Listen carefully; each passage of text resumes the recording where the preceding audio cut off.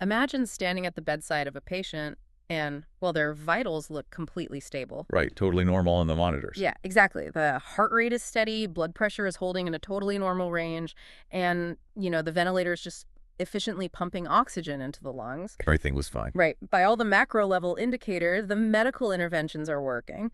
But down at the microscopic level, like beneath the reach of our standard sensors, a completely catastrophic biological blackout is already happening. It's terrifying, really. It is. The patient's individual cells are silently suffocating, just starved of oxygen, and it kicks off this domino effect that will frankly soon tear through every major organ system. So today we are doing a deep dive into the ultimate physiological collapse, which is multiple organ dysfunction syndrome, or MODS. And it is arguably the most complex, high-stakes physiological event that we encounter in critical care. For sure. Because, I mean, we tend to think of illness as localized, right? Like a heart attack is an issue isolated to cardiac tissue. Or like pneumonia is just in the lungs. Exactly. But MODS completely shatters that compartmentalized view. It forces us to look at the human body as this intricately dependent ecosystem, where the failure of just one subsystem triggers a really predictable and incredibly lethal cascade of global dysfunction. And addressing you, the listener, right up front here, understanding the mechanics of this cascade doesn't just, demystify the intense environment of the ICU. It fundamentally rewrites how you understand human physiology. It really does show you the razor-thin margins between life and systemic collapse. Yes. To really visualize this, I want to use a specific analogy throughout our deep dive today. Think of the human body as a highly integrated municipal power grid. Oh, I like that. Right. So when a localized storm hits, say, a really severe infection, the grid automatically reroutes power. Healthy substations take on the extra load to just, well, keep the lights on in the affected neighborhoods. And that compensation is a brilliant survival mechanism, but it relies on finite infrastructure. Exactly. It's not unlimited. Right. The issue is when the metabolic demand of that localized storm just exceeds the grid's maximum carrying capacity. Yeah, if the storm doesn't let up, the substations carrying that rerouted power start to overheat. The transformers blow. Suddenly, you aren't just dealing with a localized blackout anymore. No, the entire regional grid begins this cascading shutdown to protect whatever core voltage it can. Which is the essence of MODS. It's the body's physiological power grid just collapsing under the weight of its own compensatory mechanisms. And the stakes here are, frankly, staggering. Yeah. Like, if a patient in an acute shock state develops dysfunction in just one organ system, the mortality rate immediately sits at 20%. And the math on that progression is just aggressive. Yeah. Yeah, I mean, once that power grid starts failing in earnest, if the cascade isn't halted and more than 4 organ systems fall offline, that mortality rate leaps up to at least 60%. Wow, 60%. At least. Yeah. And it's critical to frame this correctly for everyone. MODS is not an independent pathology. You don't just catch MODS. Right. It is an altered state of organ function. And it typically represents the terminal phase in the continuum of shock. It's basically the destination a body arrives at when the initial inflammatory injury completely overwhelms the system's ability to maintain homeostasis. Okay, so let's get into the mechanics of that initial injury. Because to understand the big macro-level domino effect, we have to look at what pushes the very first domino. Which almost always comes down to tissue perfusion. Right, especially when we're talking about severe sepsis, it's a fundamental breakdown in tissue perfusion. Tissue perfusion is literally the bedrock of cellular survival. We often we equate perfusion just with blood pressure or cardiac output. Like, if the pressure is good, perfusion is good. Exactly. But that's a really dangerous oversimplification. Perfusion is the successful, continuous delivery of oxygen and nutrients across the capillary membrane, right into the mitochondria. And clearing the waste out, too. Yes, coupled with the clearance of metabolic waste. In septic shock, that delivery system is fundamentally hijacked. Because of the inflammation. Right. The systemic inflammatory response causes massive, unregulated vasodilation. Your blood vessels just open way up. So the blood pools in the periphery. Exactly. And the driving pressure required to push oxygenated blood into the dense capillary beds of your major organs just vanishes. Which is wild. And the clinical data describes this initial phase as insidious, which, makes perfect sense when you consider the limitations of our monitoring tech. We really are blind to a lot of it. Yeah, let's stick with the power grid analogy for a second. We have incredibly sophisticated tools to measure the voltage coming out of the main power plant, right. And we can monitor the high-tension wires. Which would be your arterial line measuring blood pressure or a central venous catheter. Exactly. But what those macro monitors can't easily tell us is whether the electricity is actually making it through the wiring of an individual house at the very end of the line. And that gets right to the core of the intensivist's dilemma. How so? Well, we can prop up the macro hemodynamics with massive fluid resuscitation and, vasoactive drips. Making the numbers look good on the screen. Right, we make the monitors look acceptable. But down in the microvasculature, a completely different reality is unfolding. Okay, unpack that. What's happening in the microvasculature? So the systemic inflammation doesn't just dilate vessels, it actively damages the endothelial lining. Specifically, this thing called the glycocalyx. The glycocalyx? Yeah, it's a protective glycoprotein layer on the inside of the capillaries. When that glycocalyx sheds, the capillaries become highly permeable. They get leaky. Extremely leaky. Fluid just leaks out of the vascular space right into the interstitial tissue. Oh, wow. So you're actually increasing the physical distance that oxygen has to travel to get from the red blood cell to the tissue cell. Precisely. We call it an increased diffusion distance. And if that wasn't bad enough... Wait, it gets worse. Oh, yeah. Furthermore, the inflammatory cascade triggers microvascular thrombosis. Blood clots. Tiny blood clots forming randomly all throughout the capillary beds, basically creating microscopic roadblocks. So even if the macro blood pressure is artificially stabilized by drugs like norepinephrine? The blood is shunted entirely away from the actual cells. The microcapillaries are either blocked by clots or they're leaking so badly that oxygen just cannot reach the mitochondria. The cells are literally suffocating in the shadows while the vital signs look totally reassuring. That is exactly what's happening. That biological disconnect is just fascinating and terrifying. And because we can't continuously measure cellular oxygenation at the bedside in real time, we're effectively flying blind until the cellular damage compounds enough to manifest as actual organ dysfunction. And that brings us to the actual physical timeline. When that microscopic suffocation finally breaks the surface, the cascade follows a highly predictable sequence. Right, so how does it break the surface? What's the classical progression? Well, it varies a bit depending on comorbidities, but it almost universally begins with the pulmonary system, the lungs. The lungs go first, Yeah. because they're uniquely vulnerable to this specific type of systemic endothelial damage, right? Yeah. Because the entire function of the lungs relies on the thinnest possible barrier between the bloodstream and the air sacs for gas exchange. Yes, the alveolar capillary membrane. When systemic inflammation causes those endothelial cells to become leaky, protein-rich fluid just floods the alveoli. The air sacs fill with fluid. Right. And the surfactant, which normally keeps those air sacs open, gets washed out or deactivated, so the lungs become stiff, heavy, and functionally incapable of oxygenating blood. And this progresses rapidly from acute lung injury straight into ARDS. Yes, acute respiratory distress syndrome. And this forces a mechanical intervention, like the patient inevitably requires intubation. But here's the physiological paradox that I really want to dissect because it's wild. Okay, let's hear it. At this exact moment, when the lungs have completely failed and the patient is chemically paralyzed on a ventilator, their body enters a profound hypermetabolic state. Their basal metabolic rate shoots up to nearly double its normal baseline. Right. So how? If they're sedated and paralyzed, why is the metabolism running at double speed? It is an extreme, desperate attempt to generate the energy required to fight the systemic infection and repair all that widespread tissue damage. The immune system is essentially demanding a massive, massive increase in ATP production.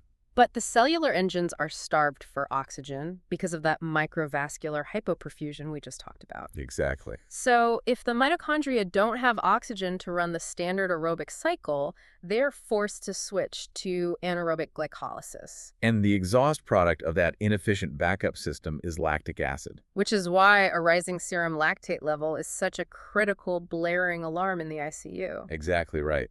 And a lot of people don't realize lactate isn't just a stagnant toxic byproduct. It is actually a metabolic substrate. Oh, really? Yeah, the liver attempts to clear it by converting it back into glucose via the Cori cycle. Okay, but the liver needs oxygen to do that. Bingo. As the hypoperfusion persists, the liver becomes overwhelmed, the Cori cycle breaks down, and lactate just accumulates. Driving the blood pH down into a severe metabolic acidosis. Which further impairs cellular function. It's a vicious cycle. So the body is demanding twice the normal amount of energy, but its primary engine is offline, and its backup engine is producing an acidic environment that's actively poisoning it. And to fuel this runaway hypermetabolic state, the body resorts to autocatabolism. Yes, autocatabolism. Right. The profound breakdown of skeletal muscle mass. Right. The body triggers the release of cortisol, catecholamines, and inflammatory cytokines that actively degrade muscle protein into free amino acids. Just ripping the muscles apart. Yeah, and those amino acids are shuttled to the liver to be rapidly converted into glucose. Now, I need to challenge the logic of this mechanism. Go for it. Because if we look at this from an evolutionary standpoint, autocatabolism seems inherently self-destructive.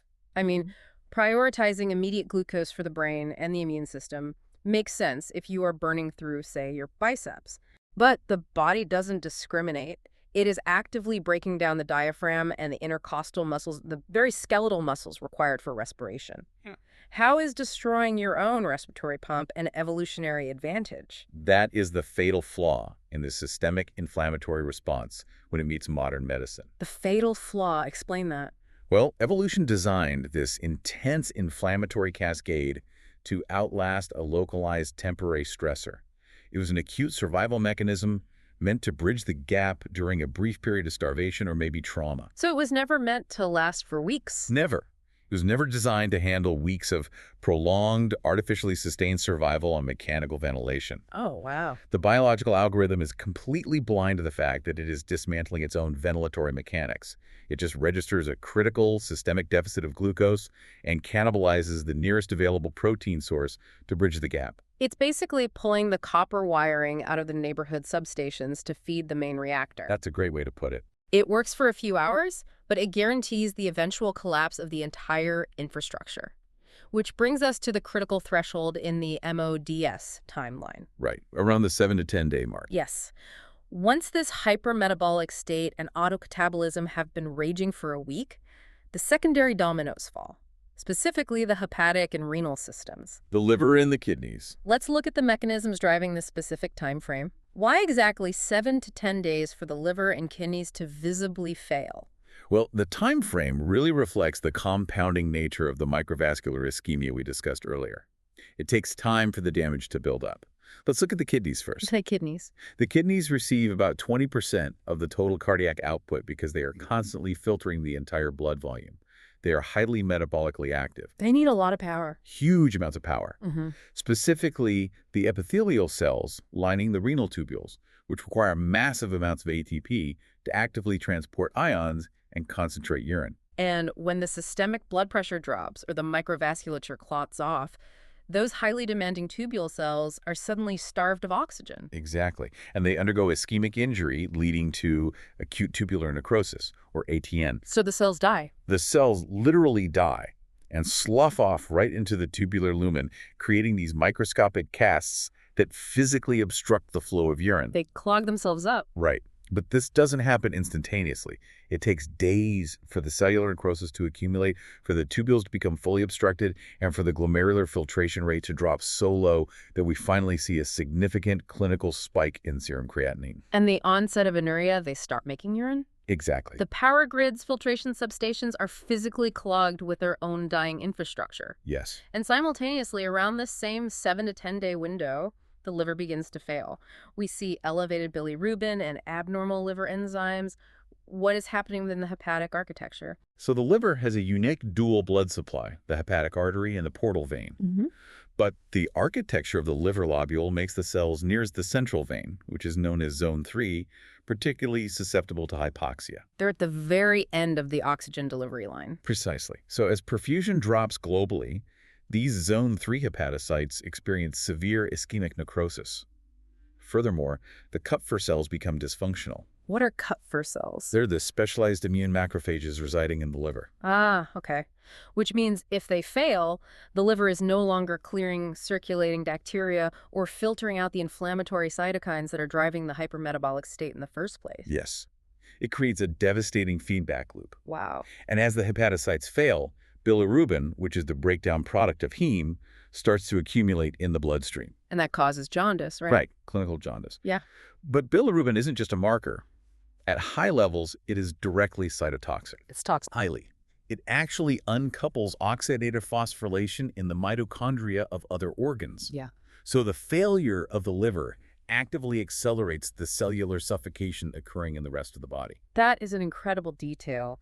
The failure of one substation doesn't just shift the load, it actually sends a destructive surge back through the entire grid. It's a perfect storm. And as we move past this week-long window, the cascade reaches its terminal velocity. The hematologic system fails next.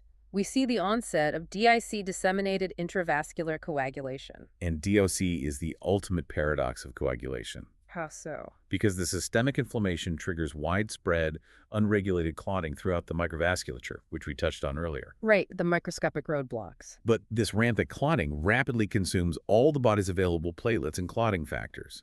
And because the liver is simultaneously failing and cannot synthesize new clotting factors. The patient suddenly pivots. Exactly. They pivot from a state of microthrombosis to a state of profound, uncontrollable hemorrhage. The internal security force of the blood just completely collapses. It does.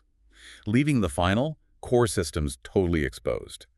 The cardiovascular system, which has been whipped into a frenzy by exogenous catecholamines and vasoactive drips for over a week, finally gives out. So the heart just gets too tired. The myocardium itself becomes depressed, and not just from the global hypoperfusion, but from circulating myocardial depressant factors. Wait, what are those?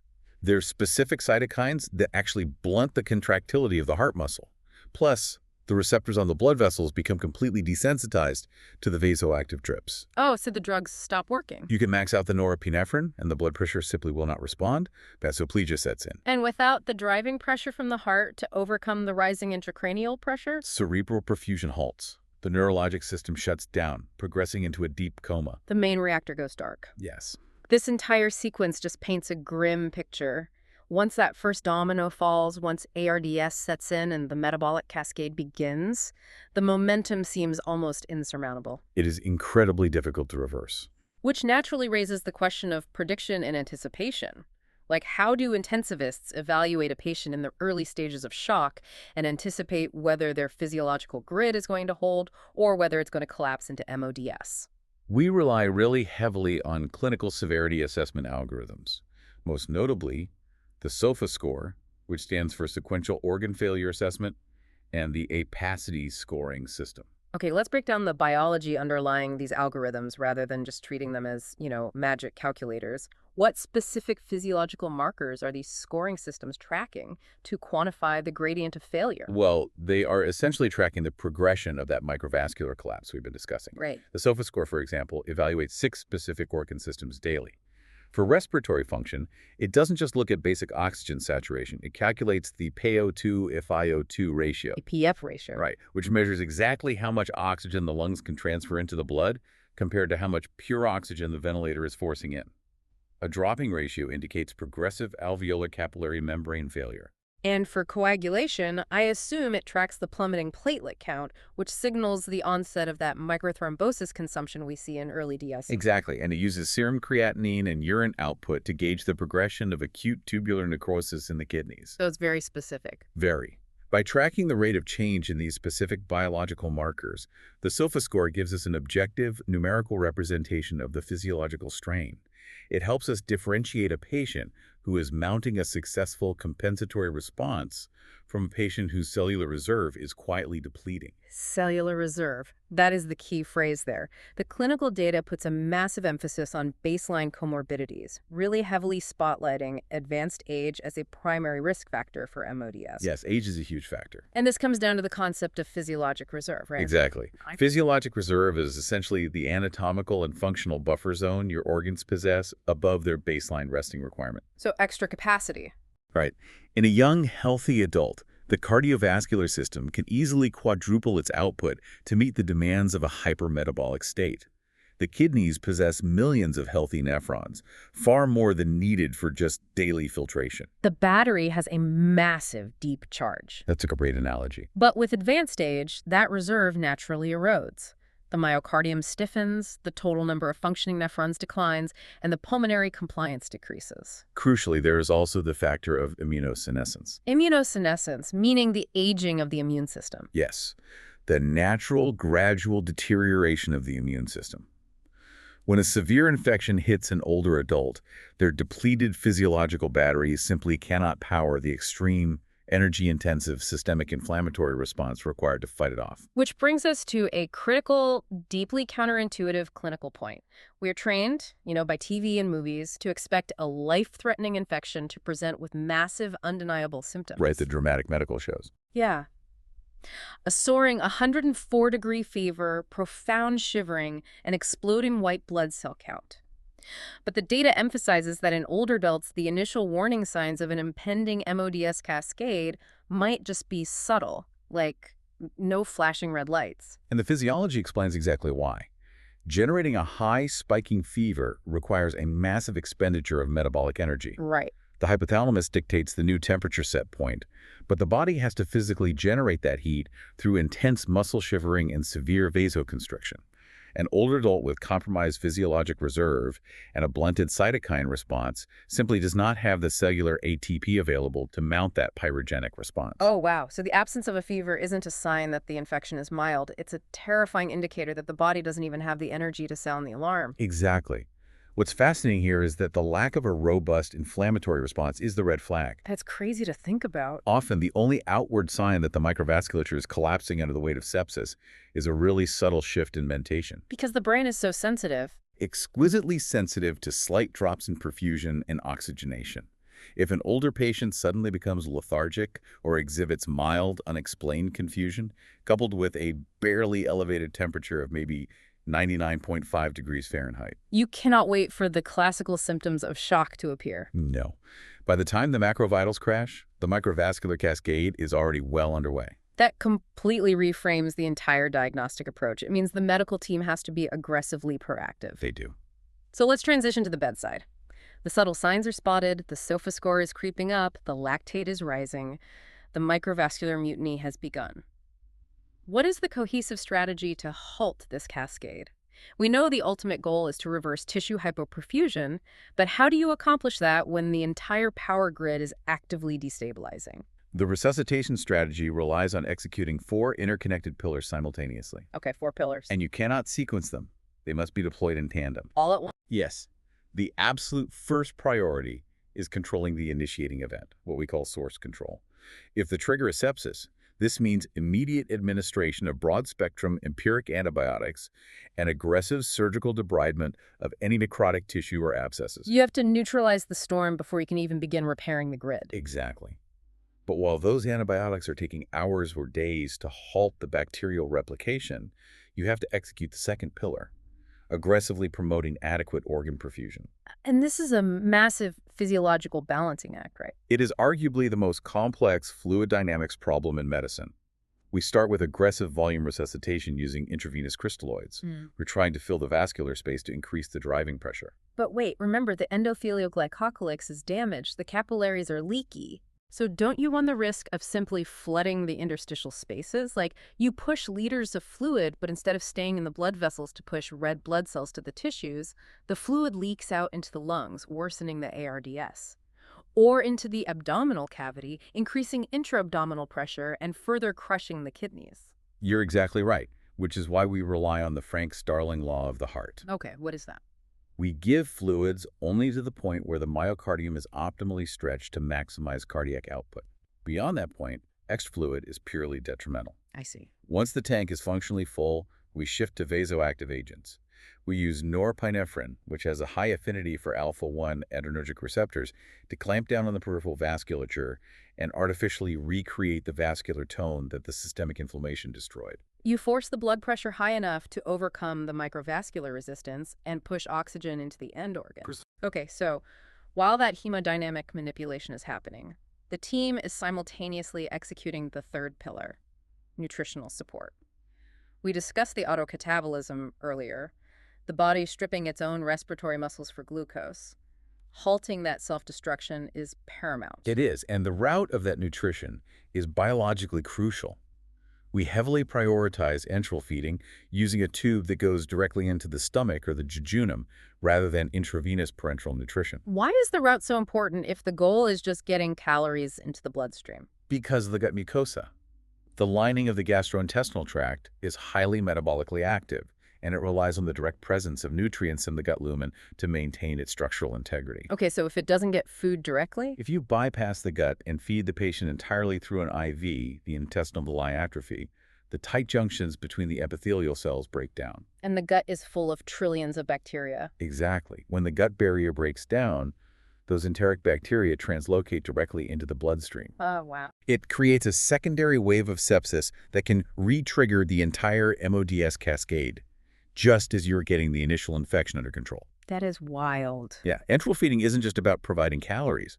It is a critical intervention to maintain the structural integrity of the mucosal barrier. That is a brilliant physiological defense mechanism. Okay, so we have source control, we are manipulating the hemodynamics to force perfusion, and we are using enteral nutrition to halt autocatabolism and protect the gut. But this brings us to the fourth pillar, Yes. which represents a profound shift in clinical reality, maximizing patient comfort and navigating the nursing management of critical illness. I mean, we're talking about fixing a plane midair, right? We are. The clinical environment of MODS is a landscape of extreme technological intervention. We are utilizing mechanical ventilation, continuous renal replacement therapy to act as artificial kidneys, and massive pharmacological support. It's intense. And while the physicians are continuously titrating the hemodynamics, it is the critical care nurses who are continuously managing the physiological reality of the patient. They are maintaining the incredibly delicate balance of oxygen supply and demand. Like every time a patient is turned, every time they're suctioned, their metabolic demand spikes. Right. The nursing team is actively orchestrating every physical interaction to prevent further cellular oxygen debt.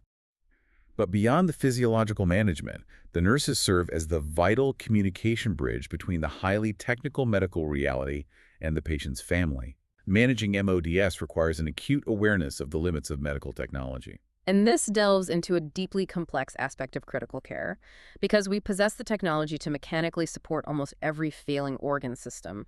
We can artificially maintain the biological footprint of a human body long after the possibility of physiological recovery has vanished. That is the hardest reality of the intensive care unit. We can force oxygen into stiff lungs, we can force a failing heart to beat with epinephrine, and we can continuously dialyze the blood.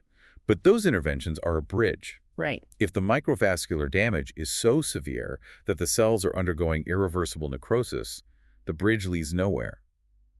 The technology ceases to be life-saving and becomes purely life-prolonging. And this is where the clinical data explicitly emphasizes the ethical necessity of addressing end-of-life decisions early in the cascade. That's vital. The medical team, primarily facilitated by nursing communication, must ensure that all supportive therapies remain entirely congruent with the patient's previously stated wishes and values. It requires an incredible degree of clinical honesty. I can imagine. The team must help the family understand the difference between chronological survival on machines and meaningful physiological recovery.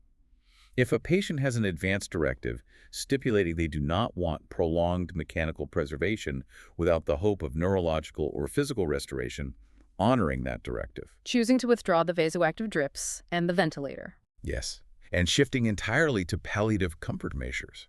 That is a profound clinical and ethical responsibility. It is the acknowledgement that the physiological grid just cannot be rebuilt and focusing entirely on a peaceful shutdown. Exactly. But what about the alternative trajectory? What happens when the biological bridge holds? When they survive. Yes.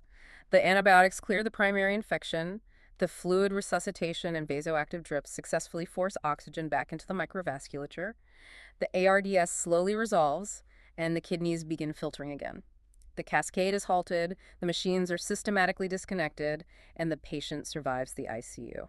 For those patients, we enter the aftermath. Big aftermath. And the physiological reality of this phase is crucial to understand because surviving the acute phase of MODS is only the beginning of a massive metabolic recovery. We see the profound effects of what is known as post-intensive care syndrome, or PICS. And the physical component of that syndrome points directly back to the autocatabolism we discussed during the hypermetabolic phase, right? Yeah. The patient survived, but their structural infrastructure was heavily cannibalized to fuel that survival. Right. They are facing severe ICU-acquired weakness. And this isn't just standard deconditioning from, lying in a bed for a few weeks. It is a profound polyneuropathy and myopathy of critical illness. The actual nerves and muscles are damaged. Yes. The cellular architecture of their skeletal muscle has been fundamentally altered.